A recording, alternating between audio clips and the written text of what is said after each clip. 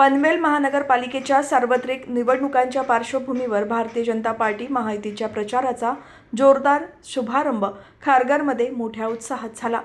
गुरुवारी सेक्टर 13 येथील चेरोबा मंदिर परिसरात आमदार प्रशांत ठाकूर यांच्या शुभ हस्ते श्रीफळ वाढवून या प्रचाराचा शुभारंभ करण्यात आला।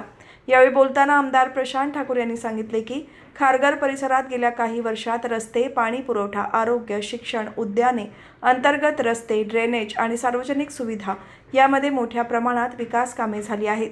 केंद्र आणि राज्य सरकारच्या सहकार्याने आणि महापालिकेच्या माध्यमातून केलेल्या या विकास कामांच्या बळावर आम्ही मतदारांसमोर जात आहोत।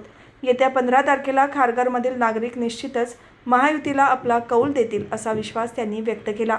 यावेळी प्रभाग क्रमांक 4, 5 आणि 6 मधील महायुतीच्या उमेदवारांचा प्रचार मोठ्या जोशात सुरू करण्यात आला।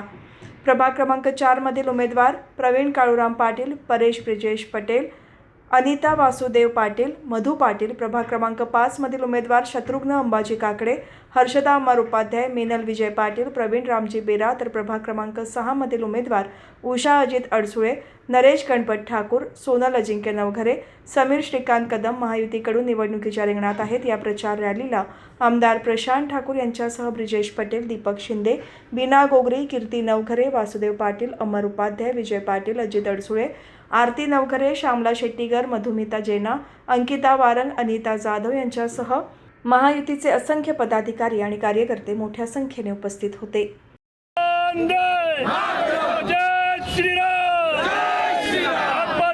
राष्ट्रवादी आरपीआय महायुतीचा शिवसेना राष्ट्रवादी आरपीआय महायुतीचा भाजप शिवसेना राष्ट्रवादी आरपीआय महायुतीच्या या खारघरमधल्या प्रभाग क्रमांक 4, 5, 6 मधल्या सर्व उमेदवारांच्या प्रचाराचा नारळ आज आम्ही चेरोबा मंदिर या ठिकाणी फोडला।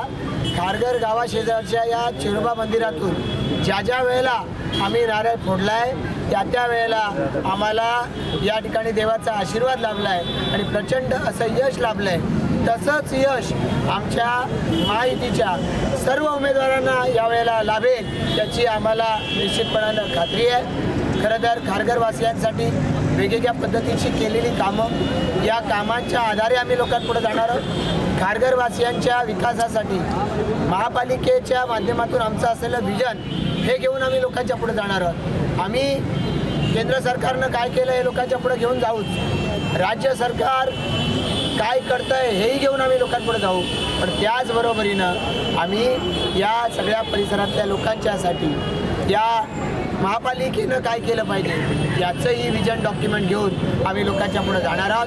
केलेल्या कामाच्या आधारे मत मागू आणि कामाच्या माध्यमातून पुढच्या विकासाची दिशासुद्धा दाखवू।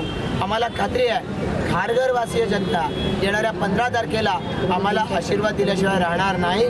आपल्या सर्वांच्या ताकदीनं आज नव्या वर्षाचा पहिला दिवस, त्यामुळे आपल्या सर्वांच्या ताकदीनं या निवडणुकीमध्ये हे जे उमेदवार आहेत, उमेदवार 12च आहेत, पण त्या 12 उमेदवारांच्या पाठीमागं भाजपची टीम ही ठामपणानं उभी आहे। शिवसेना आहे, राष्ट्रवादी आहे, आरपीआय यांची सुद्धा टीम ही ठामपणानं उभी आहे याची आज तुमच्या सगळ्यांच्या इथल्या उपस्थितीमुळे खात्री पटलेली आहे। सर्व पदाधिकारी कार्यकर्त्यांचं मी मनापासून अभिनंदन करतो।